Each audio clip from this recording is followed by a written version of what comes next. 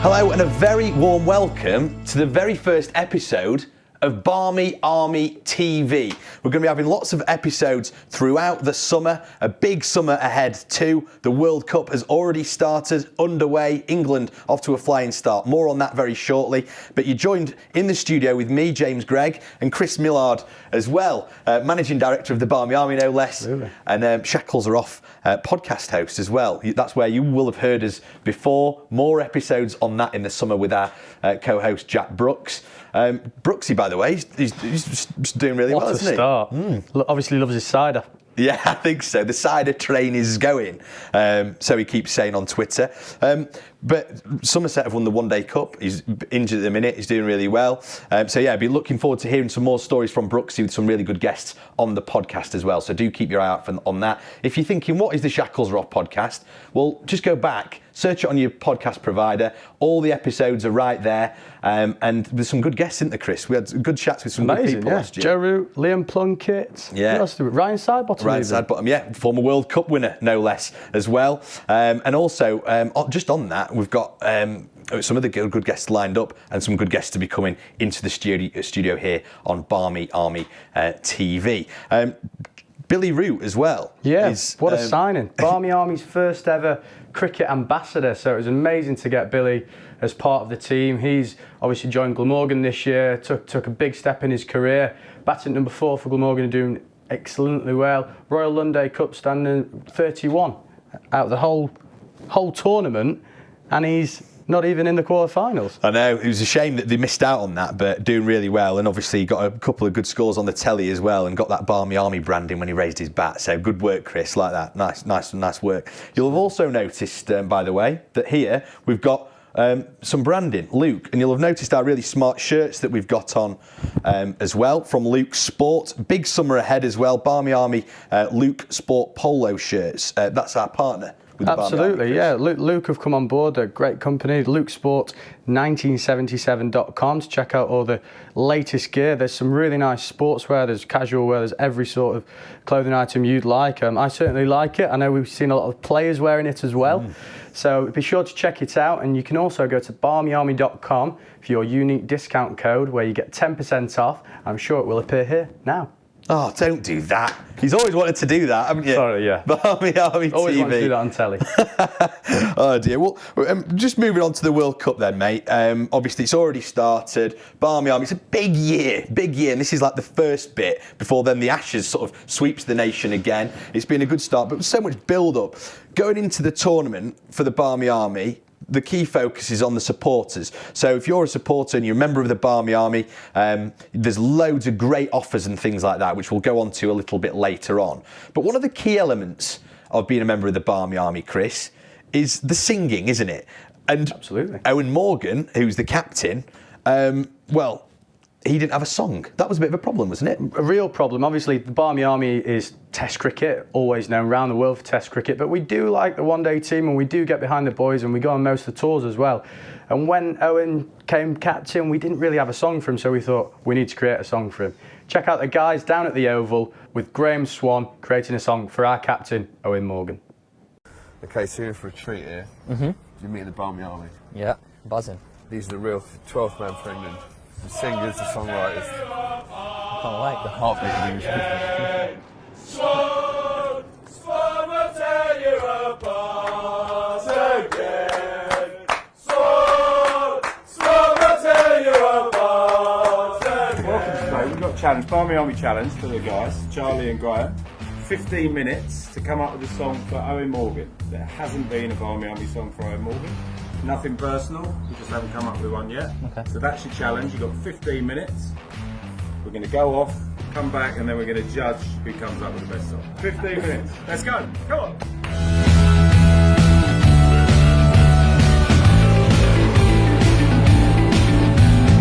Right, guys, time's up. 15 minutes is up. Graham's team, Charlie's team. It's going to be short, sharp, and loud is what we're looking for with these. So let's go. First of all, the pink team. He's been playing for England for many a year, and the Irish boys miss him, it brings them to tears. And now he's our captain, he's leading the way. When we win the World Cup, we'll sing this all day, and it's Owen Morgan. Hitting sixes and fours, and he's leading England to glory once more. Yeah, very good. That was good. Right, 3, 2, 1. In Dublin's fair city, where the square is so pretty, we first set our eyes on our new number 4. As he marched out to bat with his New England cap, smashing sixes and fours, alive, alive, oh, alive, alive, oh, alive, alive, oh, smashing sixes and fours, alive, alive, oh. I've tried. 2 songs! He's only got 2 songs! He's only got 2 songs! He's only got 2 songs! 2 songs! He's only got 2 songs! It's a Denny! There you go. That's politically correct. That was good. That was brilliant.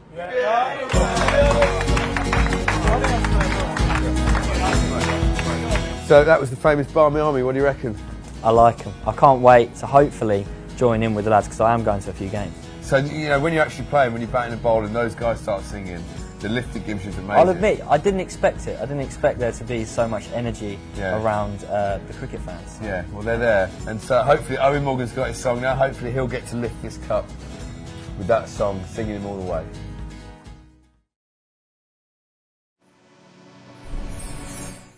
And it's Owen Morgan. It's good, that, isn't it? I think it's good. Big fan of that. He's good Swanee with stuff like that, isn't he? Bit of a lyrical master. Yeah, he certainly likes a stage, doesn't he? He does.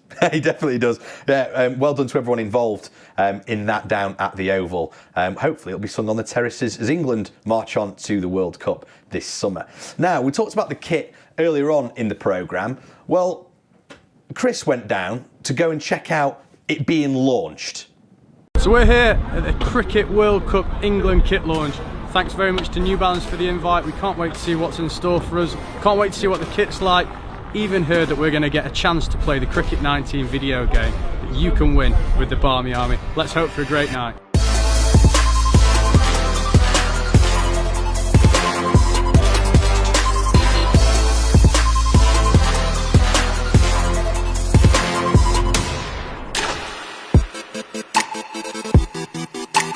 Yeah, I love the kit. I think it looks fantastic. It's a nice link to obviously the '92 World Cup, and I think it just breeds even more excitement. Now got the kit on and we're ready for the first game.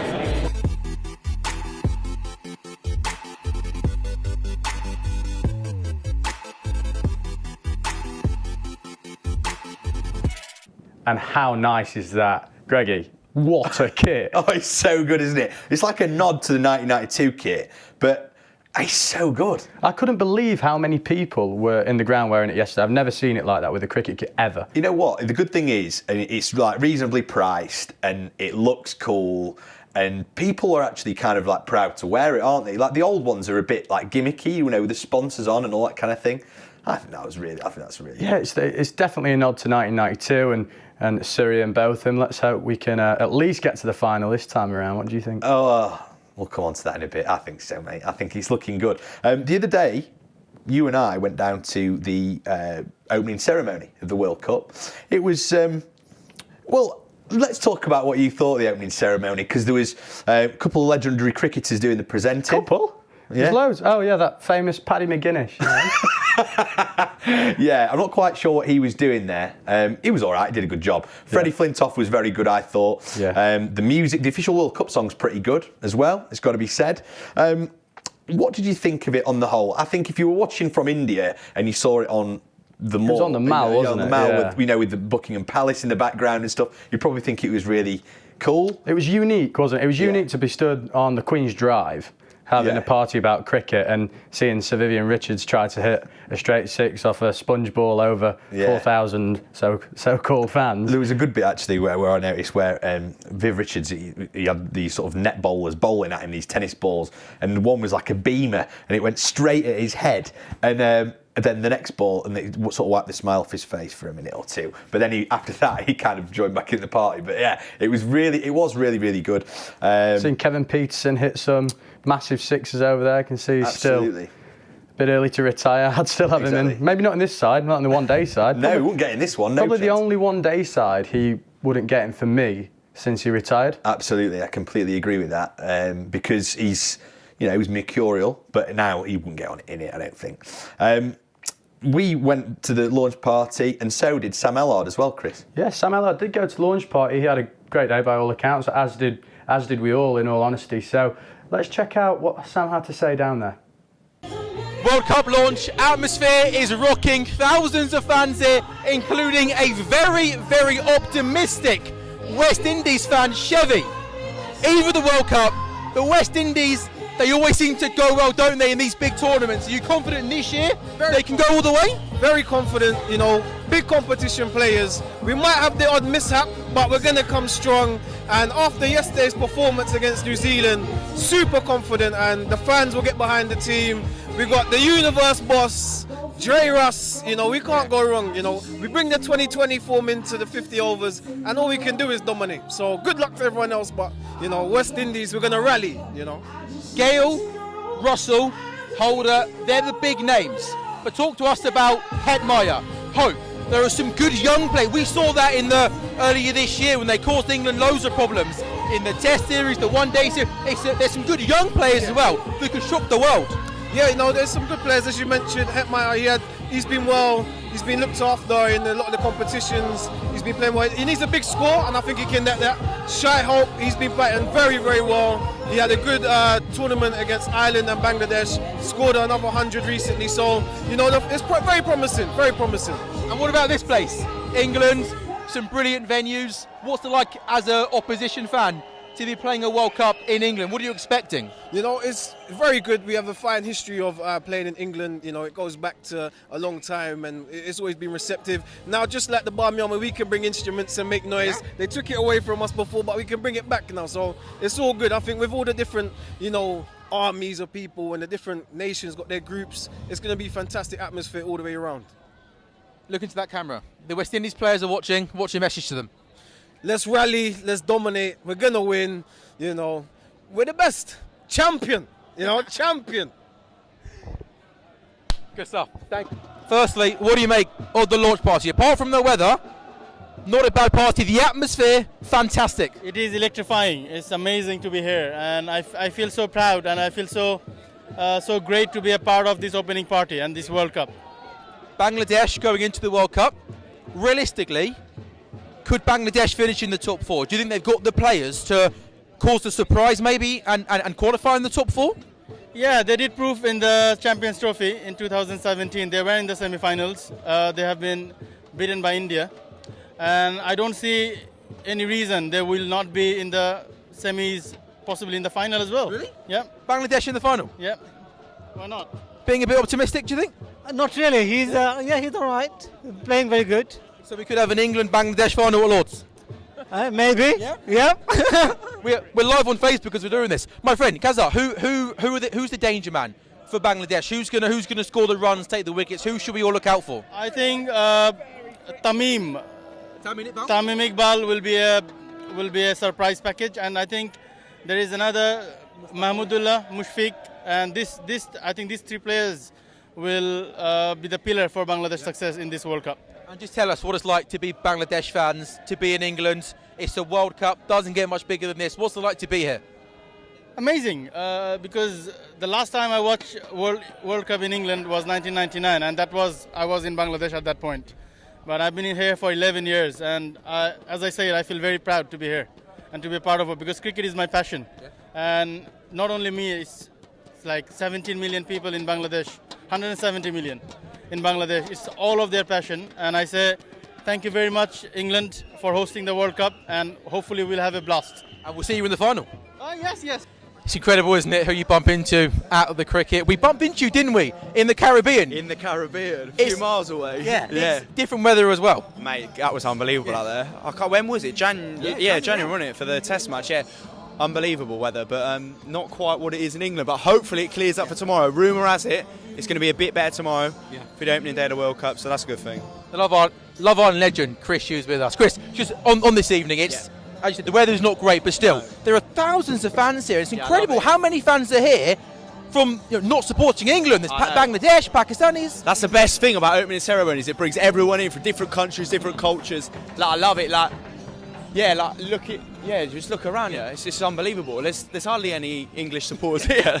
We're outnumbered, aren't we? Yeah, we are outnumbered. There we go. Pakistan! There we go. But just listen, England are favourites. They're number one in the world. Been number one in the world for a long, long time. Is it coming home? England, in limited over cricket right now, they're in a team better than them. England will not lose this World Cup. I'm part of my neck. They're in a team out they can beat them over 50 overs. And they ain't going to slip up. No, there's just the format's perfect as well. Top 4 teams qualify, semi-final, final. It's set up for England to win. It's definitely coming home. Yeah, 100%. And I know you're Fred. You know a lot of the players. Just any insight on how are the players feeling? Are they relaxed? Are they confident? They'll be confident. Yeah, confident, relaxed. Best though, he's an absolute gun at the moment, and he'll score the runs for us. And we just need a couple of partnerships here and there, and then to bowl well, and we've got that in abundance. So I think England will be absolutely fine. I mean, football didn't come home last summer, did it? But at least cricket's going to come home this summer, right? Yeah, 2 good summers in a row. Yeah, two good summers. A good World Cup with the football, better World Cup with the cricket, and it's coming home. And lastly on you, busy summer ahead. Love Island, of course. It's the perfect summer. There's the Cricket World Cup, Nations League football, and Love Island is back on Monday. You excited for it? Oh mate, I'm going to get square eyes watching this much TV. But Love Island will be good. Yeah, back Monday. Looking forward to that. What summer? I applied for Love Island. I have no idea why I didn't get into it. I no idea either. No idea. Some stars there being spoken to by Sam Ellard, Chris Hughes, So England had Chris Hughes representing us alongside Kevin Peterson. Pakistan had a Nobel Prize winner. Prize winner? Peace Prize winner. Peace Prize winner. There we go. Of course. We won't talk too much about that. He did well, though. He did well. They won the batting competition. Yeah, they did, And that was all down to Chris Hughes as well. Nothing down to Kevin Peterson. After the excitement of that opening ceremony, despite the bad weather there, it was good at the Oval the following day. You were at the Oval, I wasn't. Talk to me about it. Did it feel like a big occasion? Because it looked it on the telly, the national anthems being sung, you had all the balloons and all that kind of thing beforehand. What was it like for a fan? I think when you're lucky enough to be at the opening ceremony of a World Cup, you have to count your lucky stars almost, because we had a good turnout. A sold-out Oval on the morning of a World Cup is like no other for me. I think you saw it was electric. You could feel the atmosphere in there. There was a lot of people you don't normally see on the cricket circuit, especially if you go to all the games. But I would say there was a real buzz to the competition. With national anthems at the start, it's the loudest I've ever heard God Save the Queen at a cricket game. Really? Seriously? Definitely, and I've watched a lot of cricket. It did give me goosebumps when it was sort of panning along them and they were all belting it out. It was, particularly impressive, all that. But listening back on the TV to Jerusalem, there probably was only about 15, 20 of us singing, but I think we had the perfect echo around the OCS, and it was so loud. It was electric, absolutely electric. I know a lot of us have listened back this morning just to get the goosebumps again of what a special day it really was. Amazing, love that. England posted 311, and that was not a bad start, I didn't think. But did we think it was going to be enough? Well, not really sure. But let's get the thoughts of what the South Africans thought at the lunch interval with Sam Ellard. Concourse at the Oval during the interval. If I said to you at the start, you'd be chasing 312, you surely would have taken that, no? Yeah, very happy with that. I was expecting closer to 340, 350. Yeah. I put on the board. I'm just hoping now that the weather holds up and you don't have the Duckworth-Lewis system against us again, Who's the danger man in the South Africa batting lineup? Faf and Van der Dussen. Yeah. What surprised me, how many South African fans are here today. It's absolutely packed for South African fans, green everywhere. The atmosphere is fantastic. Oh, it's fantastic to see all of the South African supporters out here. I was walking around Wimbledon 2 days ago. It was like walking around Johannesburg, all the South African accents there. Lucky enough to catch the London Sevens as well during our time here. It's been good fun, And what are the hopes, ambitions of South Africa realistically in this tournament? Do you think they could maybe get top 4 and then who knows, cause an upset? Yeah, look, I think for the first time in a long time we've come in here with no pressure at all. We're like pretty much underdogs really. No one's really mentioned us. So I think because of that, I reckon we've got a good chance of taking it this year, yeah. And is this your wife or friend over here? Sister. Sister, I was close. There we go. Come on, I'm bringing you in. Do you agree? I didn't even hear a word he South said. Africa, being the underdogs in this competition, Yeah. could work in their favour. People might underestimate them. I definitely think that we have been underestimated and we showing that we could be very much the underdogs in this. And how are you enjoying England so far? It's excellent. Brilliant vibe. A lot more relaxed in South Africa, but it's good. What's the best bit about London? The best thing you've done so far in London? Definitely the shopping. Yeah? Cool. Thank you very much for your time. Cheers, guys.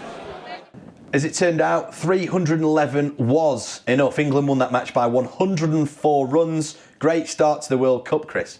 Absolutely, what a great start to the World Cup. I thought it was absolutely electric atmosphere, but as soon as Quentin de Kock got out, you could tell England would cruise to victory. But I thought South Africa put on a great show in the field and a great captain display by Faf du Plessis to restrict England to, let's be honest, a fairly low score in one-day cricket these days. Yeah, absolutely. 70 or 80% really, weren't they, England? But it doesn't matter. They're off to a winning start. They play against Pakistan next at Trent Bridge on Monday. Pakistan, well, they were sort of being touted as sort of slight outsiders, always do well in tournaments, Chris, but had a really poor loss, didn't they, to the West Indies? Yeah, they've been, let's say, beaten quite significantly for Pakistan, who performed really well against England recently, scoring regularly over 300. They were bowled out for 105 today against the West Indies. So let's see, they might be an outsider for the competition as well. Maybe indeed. Now, you've got a competition sort of being run during the World Cup as the Barmy Army. Talk to me about what was about the World Cup Winners' Campaign. Absolutely. Like the World Cup Winners' Campaign, you get an exclusive opportunity to win everything for joining the Barmy Army, from Barmy Army flag to a signed Joe Root shirt to a signed PlayStation, which James has got here for you right now. Look at that. You'll be able to see the PlayStation right there. Not bad, is it, that? All the signatures on there are from the New Balance kit launch. So the opening party kit launch, we got all those signatures on this lovely PlayStation. So thanks to Big Ant Studios for that. And we're looking forward to the competition ending after the World Cup. And the main prize is a holiday to South Africa. Now the tour dates are being released. You could almost win a holiday to South Africa if you sign up to be a Barmy Army first class member at barmyarmy.com. Cricket World Cup, it's the Cricket 19 game as well. Yeah.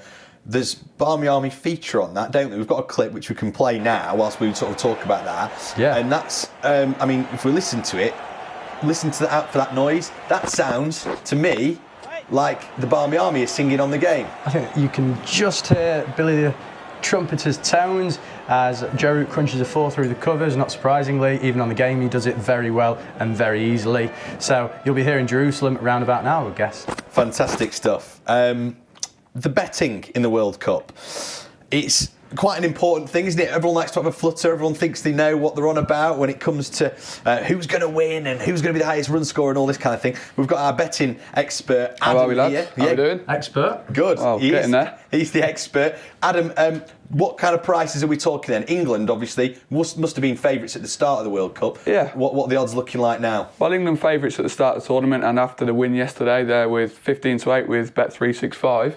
Who else do you fancy, lads? I'd be honest, I reckon the West Indies are in for a shout. Looking at that, they're so cool, calm and collected. I think their attitude towards cricket sometimes lets them down in the big competition and in Test cricket. But one-day cricket, and they chill out, they play their game, they do it their way.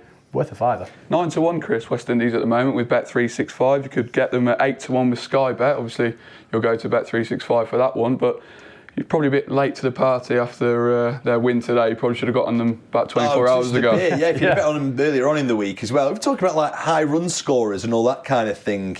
Adam, sorry, I'll give you a second just to get that one up. I'll be honest, curveball. seeing yesterday, if Quentin de Kock gets a run, he's very hard to bowl against. I think you saw even Jofra Archer, who's obviously the bookies' favourite to be the tournament bowler, but I would say really fancy. Key thing is there, he's going to be facing a lot of balls as well, isn't he? And you know, people talking about people like Joss Butler.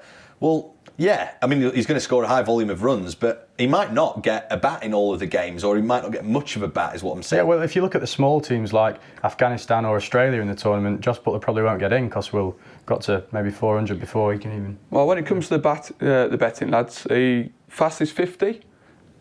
Joss Butler. Joss Butler. I knew you'd both say that. He's actually second favourite. Really? Who's favourite? Chris Gale. I knew you'd say that, third favourite. Andre Russell coming in at 6 to 1 before Russell. Universe Joss and Universe Boss. So Nice. if you're interested in either of those two, Joss might be a bit of good value at 13 to 2. Yeah, I think so. I think that's pretty good. That's good value. It's I'll worth be the honest, footer. I reckon Jason Roy might be a shout for that. Yeah, he could be. And also as well, I think Johnny Bairstow, we've seen him with licence as well. If they're chasing a small total, you can see him with licence coming in and sort of bludgeoning it about, can't Definitely. So we talked about who we think's going to win it. Who do we think's going to be bottom of the group, boys? Difficult to say. I don't think it's difficult at all. Do you not think? No, Afghanistan? No. I think they'll probably beat Australia. So you're going for Australia, Chris? You go for them? I'd be comfortable in putting a lot of money on that. Well, if you want to back Australia to finish bottom of the group, 300 to 1 with Unibet. 300 to 1 with Unibet. So worth a fiver. Well, according to Chris, that's like printing sheets, isn't it? Hey, thank you very much, Adam. No problem at all. Thank you very much for tuning into this first episode of Barmy Army TV. As I said, plenty of episodes to come all the way through the summer. And also, we want to hear from the fans, Chris, because this is a fan TV channel. So we do want to hear from you if you've got any videos of you singing on the terraces at any of the England games. Maybe you sweeping wherever you are in the country. Even a new song. If you've got a new song, you want to submit it on Twitter, on Facebook, send it in, or info@barmyarmy.com for an email address. But we love hearing from all of our members, and even if you're not a member, get in touch. We want to hear from you. We want to see how we can develop and keep doing what we do for the fans. So please get in touch, and we want to see you on the show. Village cricket, street cricket, office cricket, whatever it is, if you've got anything like that, we want to see it. All our social media channels are available at England's Barmy Army, at the Barmy Army, etc. You know the drill, you know where to find us. Thank you very much for tuning in. Thank you very much for watching, and we'll see you again soon.